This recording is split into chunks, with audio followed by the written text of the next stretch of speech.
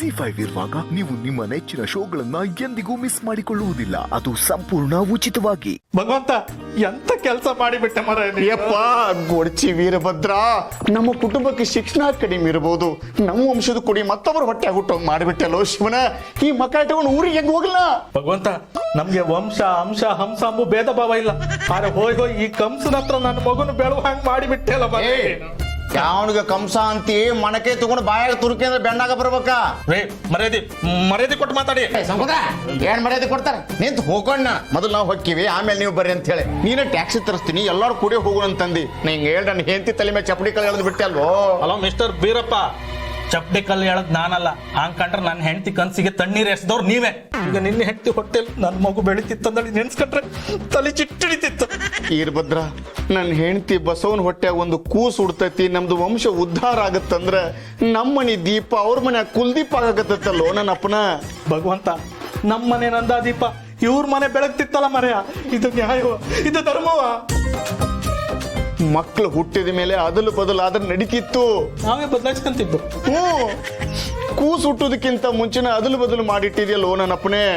ಭಗವಂತ, ಇಂತ ಅನ್ಯಾಯ ಮಾಡಿದ್ಯಲ್ಲ. ನೀನ್ ದೇವ್ರಾ? ನೀನ್ ದೇವ್ರಾ? ಅಲ್ಲ, ಕಲ್ಲು ಕಲ್ಲು. ನಿನಗ ಪೂಜಾ ಮಾಡಿ ಏನು ಭಾಗ್ಯ ಬಂತು ಹೇಳು. ಅಪ್ಪ ಭಾಗ್ಯವಂತರ, ಇಲ್ಲಿ ಯಾಕ್ರಯ್ಯ ಬಡ್ಕೋತಾ ಇದ್ದೀರಾ? ಶಿವರೇ, ನೀವೇ ಹೇಳಿ ಮರ್ರೆ. ಭಗವಂತ ಹಿಂಗ ಅನ್ಯಾಯ ಮಾಡ್ಲಕ್ಕ ನಮಗೆ? ಶಿವಣ್ಣ, ದೊಡ್ಡ ಅನಾಹುತ ನಡೆದು ಹೋಗಿತ್ತು ನಮ್ಮ ಜೀವನದಾಗ. ಶಿವರೇ, ಇಂಥ ಕಲ್ಚರ್ ಇಲ್ದಿದ್ದವ್ರ ಮನೆಯಲ್ಲಿ ನನ್ನ ಮಗು ಹುಟ್ಟಬೇಕಾ? ಅಣ್ಣ, ನಮ್ಮದು ಜಮೀನ್ದಾರ್ ವಂಶ, ಹೆಂಗ ಬೇಕಾದಾಗ ಮಾತಾಡ್ರೆ ಮತ್ತೆ ಮನುಷ್ಯ ಆಗ ಇರಂಗಿಲ್ಲ. ನಿಲ್ಲಿಸ್ರಯ್ಯ, ಸಾಕು. ಎಲ್ರು ದೊಡ್ಡವರ ಇಲ್ಲೇ.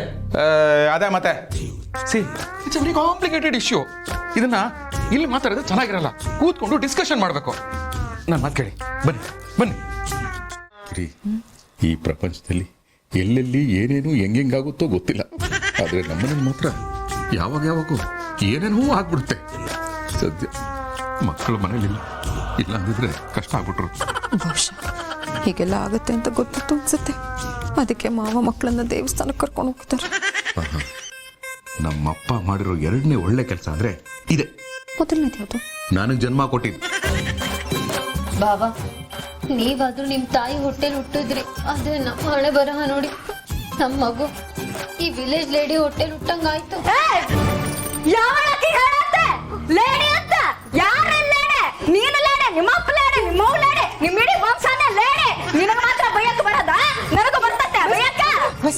ಬಸಮ್ಮ, ಲೇಡಿ ಅನ್ನೋದು ಕೆಟ್ಟ ಪದ ಅಲ್ಲಮ್ಮ. ಲೇಡಿ ಅಂದ್ರೆ ಹೆಣ್ಣು ಅಂತ ಅರ್ಥ ಅಷ್ಟೇ.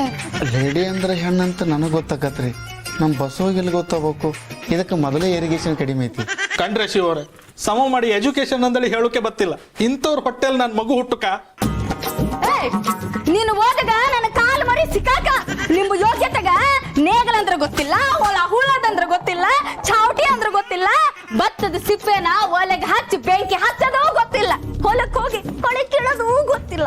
ಇಂತಾಕಿ ಹೊಟ್ಯಾಗ ನನ್ನ ಕೂಸು ನನ್ನ ವಂಶದ ಕೂಡ ಹುಟ್ಟಬೇಕಾ? ಯವ್ವ, ಯಾವ ದೇವ್ರು ಕೇಳ್ಕೊಳ್ಳ ಶಿವನೇ.